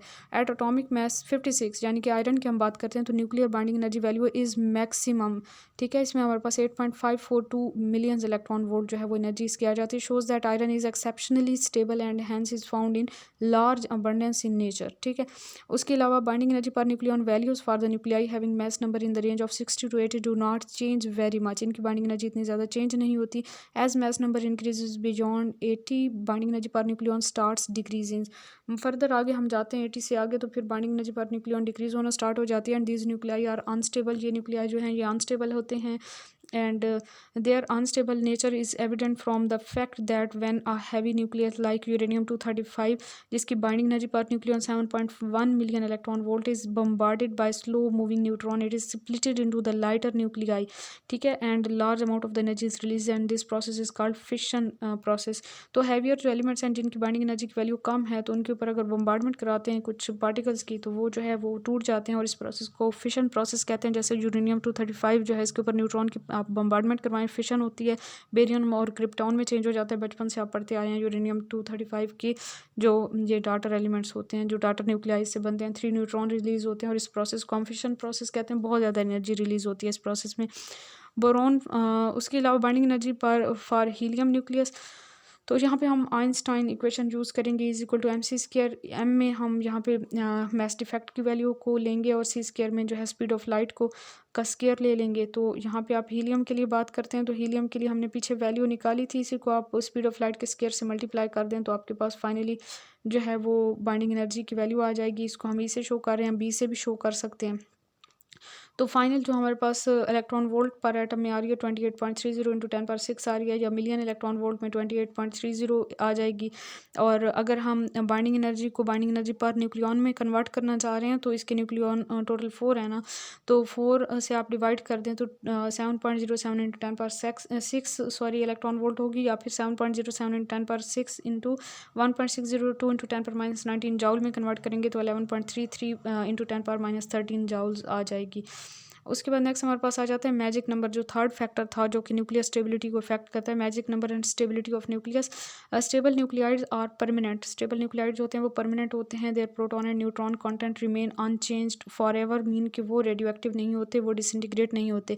अ फिल्ड न्यूक्लियर शेल कंटेन्स, जैसे कि इलेक्ट्रॉन्स अपने शेल्स में मूव करते हैं ना, इसी तरह न्यूक्लियर शेल्स भी होते हैं जिसमें हमारे पास प्रोटॉन और न्यूट्रॉन की तादाद फिक्स होती है। जैसे फील्ड इलेक्ट्रॉन शेल में इलेक्ट्रॉन की तादाद फिक्स होती है, उसी तरह फील्ड न्यूक्लियर शेल्स में जो है प्रोटॉन और न्यूट्रॉन की तादाद फिक्स होती है। वो तादाद कुछ इस तरह से हो सकती है, 2 हो सकती है, 8 हो सकती है, 20 हो सकती है, 28 हो सकती है, 50 हो सकती है, 82 और 126 हो सकती है, ठीक है। Neutron and protons and these numbers are called magic numbers. इन नंबर्स को हम मैजिक नंबर्स कहते हैं क्योंकि ये अब फील्ड शेल है, इनमें मजीद न्यूट्रॉन या प्रोटॉन की गुंजाइश नहीं है। These magic numbers indicate that nucleons exist in pairs in nucleus. तो ये हमारे पास सारे इवन नंबर्स हैं। इट्स मीन के न्यूक्लियॉन्स जो हैं यानी इलेक्ट्रॉन प्रोटॉन्स भी और न्यूट्रॉन्स भी वो पेयर्स की शक्ल में एग्जिस्ट करते हैं, वो सिंगल एग्जिस्ट नहीं करते। Nuclei containing nucleons in magic number, अगर किसी भी न्यूक्लियस में उसके जो न्यूक्लियॉन्स हैं वो मैजिक नंबर में पाए जाते हैं तो वो बहुत ज़्यादा स्टेबल होता है और ऐसे न्यूक्लियाई को हम मैजिक न्यूक्लियाई या नोबल न्यूक्लियाई भी कहते हैं और ये स्टेबल न्यूक्लियाई होते हैं। फैक्ट्स की बात करें, कुछ इंपॉर्टेंट फैक्ट हैं। Nuclei with the magic numbers are abundant in nature as compared to other isotopes of the same element. Magic number वाले न्यूक्लियाई जो हैं वो बहुत ज़्यादा पाए जाते हैं नेचुरली, और बाकी जो दूसरे उनके आइसोटॉप्स होते हैं उनकी अबंडेंस जो होती है वो कम होती है। And these can not capture neutron because their nuclear shells are filled. पहले भी मैंने आपको बताया कि मजीद इलेक्ट्रॉन न्यूट्रॉन्स और प्रोटॉन की गुंजाइश नहीं होगी, so can't contain extra neutrons. Groups of nuclei having magic number, इसमें हमारे पास सिंगल मैजिक नंबर न्यूक्लियाई हो सकते हैं, डबल मैजिक नंबर न्यूक्लियाई हो सकते हैं। सिंगल मैजिक नंबर न्यूक्लियाई वो होते हैं जिसमें सिर्फ प्रोटॉन या फिर सिर्फ न्यूट्रॉन्स जो हैं वो मैजिक नंबर्स में पाए जाते हैं। जैसे ऑक्सीजन 17 8 आ जाए तो इसमें हमारे पास प्रोटॉन 8 है, न्यूट्रॉन 9 है, तो न्यूट्रॉन मैजिक नंबर में नहीं है, प्रोटॉन मैजिक नंबर में है। लेड 20782 में देखें तो इसमें जो है प्रोटॉन 82 है, न्यूट्रॉन 125 है, न्यूट्रॉन इसमें मैजिक नंबर में नहीं है। बिस्मथ 20983 में देखें तो आप प्रोटॉन इसमें नहीं है मैजिक नंबर में, न्यूट्रॉन 126 है, ये मैजिक नंबर में मौजूद है। डबल मैजिक नंबर न्यूक्लियाई ऐसे होते हैं जिसमें दोनों प्रोटॉन और न्यूट्रॉन मैजिक नंबर में पाए जाते हैं। जैसे हीलियम 42 है, इसमें प्रोटॉन और न्यूट्रॉन दोनों मैजिक नंबर में है। ऑक्सीजन 16 8 है, इसमें भी न्यूट्रॉन और प्रोटॉन दोनों 8-8 हैं, दोनों मैजिक नंबर में पाए जाते हैं। कैल्शियम 40-20 हैं, इनमें प्रोटॉन और न्यूट्रॉन दोनों 20 की तादाद में हैं, तो दोनों मैजिक नंबर में हैं। लेड 20882 हैं, इनमें प्रोटॉन 28, न्यूट्रॉन 126 दोनों मैजिक नंबर में पाए जाते हैं। तो ऐसे न्यूक्लियाई जिनमें दोनों मैजिक नंबर में पाए जा रहे हैं इनको हम डबल मैजिक नंबर न्यूक्लियाई कहते हैं। उसके बाद हमारे पास magic number and number of isotopes आ जाते हैं। Nuclide having proton and neutron और both in the magic numbers has closed और फिल्ड शेल। इनके फिल्ड शेल्स होते हैं या फिर हम इनको क्लोज शेल भी कह सकते हैं। साज nuclide has many stable isotopes, इनके स्टेबल आइसोटॉप्स की तादाद बहुत ज़्यादा होती है। जैसे टिन है, इसके प्रोटॉन 50 हैं और इनके 10 स्टेबल आइसोटॉप्स हैं विद मैस नंबर 112, 114, 115, 116, 117, 118, 120, 122 और 124। तो ये इसके सारे आइसोटॉप्स के मैस नंबर्स हैं। ठीक है, कैल्शियम की 20 की बात करें तो इसके प्रोटॉन 20 हैं यानी कि मैजिक नंबर में है और इसके 6 स्टेबल आइसोटॉप्स हैं। Maximum number of the stable isotopes occur for those nuclei which have neutron 50 और 82 मैजिक नंबर। ठीक है, उसके बाद न्यूक्लियाई हैविंग 6, 14, 28, 40 प्रोटॉन और न्यूट्रॉन आर लेस स्टेबल। ऐसे न्यूक्लियाई जिनमें 6, 14, 28 या 40 या तो प्रोटॉन्स हों या फिर न्यूट्रॉन की तादाद हो तो ये लेस स्टेबल होते हैं। Those nuclei which have proton and neutron और both equal to magic numbers. The numbers 6, 14, 28 and 40 are called semi magic numbers. इनको हम सेमी मैजिक नंबर्स भी कहते हैं। एंड द न्यूक्लियाई जैसे कि हाइड्रोजन 2, 1 है, लिथियम 6, 3 है, बोरोन 10, 6 है एंड नाइट्रोजन 14, 7 है, are not covered under this concept of magic number. तो ये एक्सेप्शन है, इसको याद रखिएगा कि ये मैजिक नंबर के कंसेप्ट में नहीं आते। Even and odd number of the proton and neutron about 900 nuclides are known at present. आजकल तकरीबन 900 न्यूक्लियाइड्स जो हैं वो पाए जाते हैं। 272 आउट ऑफ 900 आर स्टेबल, इनमें से 272 स्टेबल हैं। They are divided into 4 classes, इनको 4 क्लासेस में डिवाइड करते हैं। Even proton and even neutron type होते हैं पहले आइसोटॉप्स और ये मैक्सिमम है अर्थ क्रस्ट में। Shows that stable nuclei have tendency to form proton proton and neutron neutron pairs. क्योंकि इवन है ना तो ये पेयर्स में पाए जाएंगे। ठीक है, सबसे ज़्यादा इवन वाले पाए जाते हैं। इवन प्रोटॉन इवन न्यूट्रॉन वाले आप देखें न्यूक्लियाइड जो है वो इवन है, इसका प्रोटॉन की तादाद भी न्यूट्रॉन की तादाद भी मैस नंबर भी इवन है और इनकी जो न्यूक्लियाइड्स की तादाद है वो 160 है तकरीबन 900 में से। ठीक है, और ये इसकी एग्जांपल हैं helium, magnesium, deuterium, silicon, iron, calcium and lead वगैरह। और इनके एटॉमिक नंबर मैस नंबर देख लीजिएगा। इसके अलावा दूसरी कैटेगरी हमारे पास आ जाती है इवन प्रोटॉन और न्यूट्रॉन न्यूक्लियाइड्स।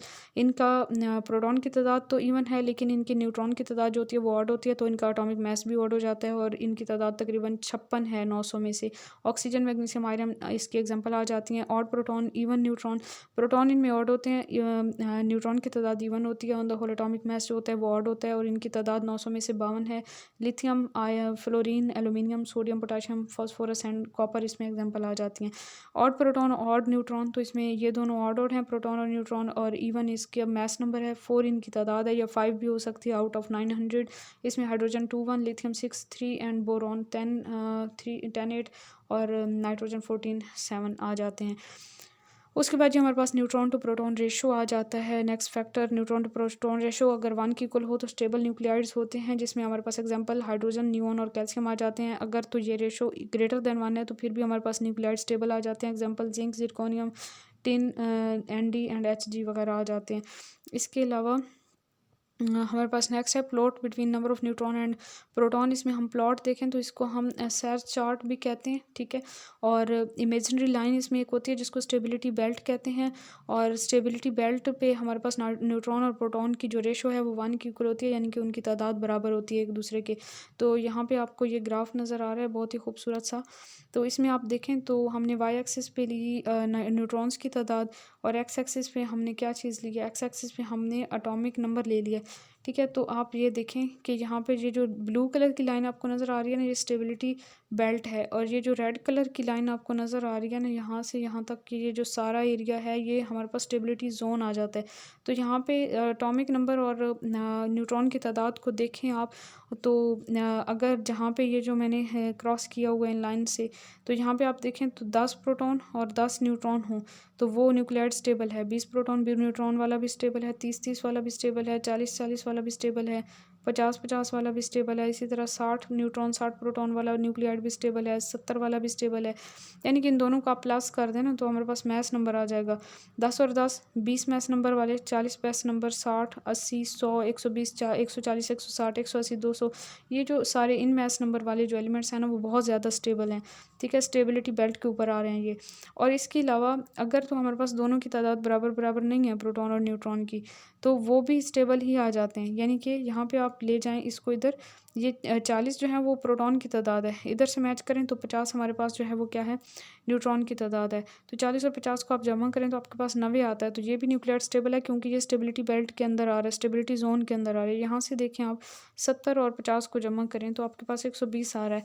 तो ये वाला भी एलिमेंट स्टेबल होगा बहुत ज़्यादा, जिसके आपके पास न्यूट्रॉन 70 हों और प्रोटॉन 50 हों, ठीक है। तो ये हमारे पास ग्राफ है, इसको हम फर्दर मज़ीद मैं आपको कुछ इंपॉर्टेंट बातें इससे रिलेटेड बता देती हूँ। स्ट्रिप या एक जोन दिखाया गया, जोन ऑफ स्टेबिलिटी से कहते हैं। ये नॉन रेडियो एक्टिव एलिमेंट्स के लिए है जो स्टेबल न्यूक्लियाइड जहाँ पे लाई करते हैं। As number of the proton increases this zone goes on widening. जैसे प्रोटॉन की तादाद बढ़ती है तो ये चौड़ा हो जाता है जोन, ठीक है। नीचे से नैरो था ना तो ऊपर से वाइड होता जा रहा है, ये देखें, ठीक है। तो इसमें हमारे पास और क्या पता चल रहा है कि nuclide whose neutron to proton value lies above और below this zone are radioactive and spontaneously disintegrate to give stable nuclide. इस जोन से जो एलिमेंट ऊपर प्रेजेंट हैं या नीचे प्रेजेंट हैं वो रेडियो एक्टिव हैं और वो डिसइंटीग्रेट होते रहते हैं, दूसरे एलिमेंट्स में चेंज होते रहते हैं। नेक्स्ट हमारे पास है process to attain stability, emission of beta particles nuclei above zone of stability disintegrate by beta emission. वो न्यूक्लियाई जो कि स्टेबिलिटी जोन से अबव प्रेजेंट हैं उनमें से बीटा इमिशन होता है और वो डिसइंटीग्रेट हो जाते हैं। They are rich in neutron, क्योंकि इनमें न्यूट्रॉन की तादाद ज़्यादा होती है। And new nuclei formed have neutron to proton value less than parent nuclei, so it approaches close to the stability zone and become stable. Neutron जब proton में change होगा तो जो नया न्यूक्लियाई बनेगा तो उसमें जो है न्यूट्रॉन की तादाद फिर क्या हो जाएगी, उसमें हमारे पास जो है न्यूट्रॉन टू प्रोटॉन वैल्यू जो है, जो इसकी रेशो है वो लेस हो जाएगी देन पेरेंट न्यूक्लियाई और वो स्टेबिलिटी जोन के करीब आ जाएगा। एग्जाम्पल देखें तो सोडियम की कन्वर्जन है मैग्नीशियम में, इलेक्ट्रॉन एक इमिट होगा यहाँ से, और इसमें बेसिकली हुआ क्या है कि न्यूट्रॉन टू प्रोटॉन रेशो जो सोडियम की थी वो 1.1 थी और मैग्नीशियम की कम हो गई है और ये स्टेबल है as compare to sodium. Carbon की नाइट्रोजन में कन्वर्जन, नियॉन की सोडियम में कन्वर्जन, ये सारी चीज़ें इसमें आ जाती हैं। Emission of positron and electron capture, nuclei lying below stability zone. Stability zone से जो नीचे प्रेजेंट है ना उनमें न्यूट्रॉन्स कम होते हैं, ठीक है। ऊपर वालों में ज़्यादा थे, नीचे वालों में कम है। ये डिसइंटीग्रेट होते हैं in such a way that proton is converted to neutron. यानी कि यहाँ पे न्यूट्रॉन कम है तो न्यूट्रॉन की ज़रूरत है तो प्रोटॉन जो है वो न्यूट्रॉन में चेंज होगा। यहाँ पे पॉजिट्रॉन इमिशन से भी प्रोटॉन चेंज हो सकता है न्यूट्रॉन में, या फिर इलेक्ट्रॉन कैप्चर से भी प्रोटॉन चेंज हो जाता है न्यूट्रॉन में। यानी कि एक प्रोटॉन जो है वो अगर टूटेगा तो वो एक न्यूट्रॉन में और एक पॉजिट्रॉन में चेंज होगा। पॉजिट्रॉन की इमिशन से भी न्यूट्रॉन जो है न्यूट्रॉन में चेंज हो सकता है प्रोटॉन, या फिर प्रोटॉन एक इलेक्ट्रॉन को कैप्चर कर ले तब भी वो न्यूट्रॉन में चेंज हो सकता है। तो इसमें हमारे पास स्टार्टिंग में एग्जांपल्स हैं पॉजिट्रॉन इमिशन वाली। मैग्नीशियम का एक न्यूट्रॉन जो है वो प्रोटॉन जो है वो न्यूट्रॉन में चेंज होगा और यहाँ से ये सोडियम में चेंज हो जाएगा और यहाँ पे पॉजिट्रॉन इमिशन होगी। इसी तरह सोडियम में भी पॉजिट्रॉन इमिशन हो रही है। और लास्ट जो हमारे पास एग्जांपल है उसमें इलेक्ट्रॉन कैप्चर हो रहा है, यानी कि आयरन जो है उसने इलेक्ट्रॉन एक पिक किया और उसका एक प्रोटॉन न्यूट्रॉन में चेंज हुआ और इस तरह से वो मैग्नीशियम में चेंज हो गया। तो ये हमारा आज का लेक्चर था, फर्स्ट पार्ट था न्यूक्लियर केमिस्ट्री का। आई होप आपने ज़रूर कुछ ना कुछ सीखा होगा। अपना बहुत सारा ख्याल रखें, मेहनत करें, ज़िंदगी में आगे बढ़ें। छोटी सी ज़िंदगी है, इख्तलाफात को ख़त्म करें और अपने दिल से नफ़रतों को मिटा दें और मोहब्बत के साथ रहें। अपनी फैमिली का ख्याल रखें, अपने इर्द गिर्द के लोगों का बहुत ज़्यादा ख्याल रखें, क्योंकि कोई पता नहीं होता कि कब कहाँ किस मोड़ पे कौन हमसे बिछड़ जाए। तो सबका बहुत ख्याल रखें, एक दूसरे के साथ अच्छे रहें और अपने दिल को हमेशा साफ़ रखें और अपने अल्लाह के साथ अपने कनेक्शन को स्ट्रॉन्ग करते रहें और अपने अंदर से जो भी आपकी खामियां हैं, जो भी बुराइयां हैं, उनको आए दिन एक एक करके निकालते जाएं, ताकि जब हम अपने अल्लाह के हुज़ूर हाज़िर हों तो हमारे पास जो है एट द एंड सिर्फ अच्छाइयाँ बच जाएं और सिर्फ नेक नीयत और साफ़ दिल बच जाए, ताकि जो है हमें कोई दुख ना हो, कोई मलाल ना हो। दुआ में याद रखिए। जज़ाकल्लाहु खैर। अल्लाह हाफ़िज़।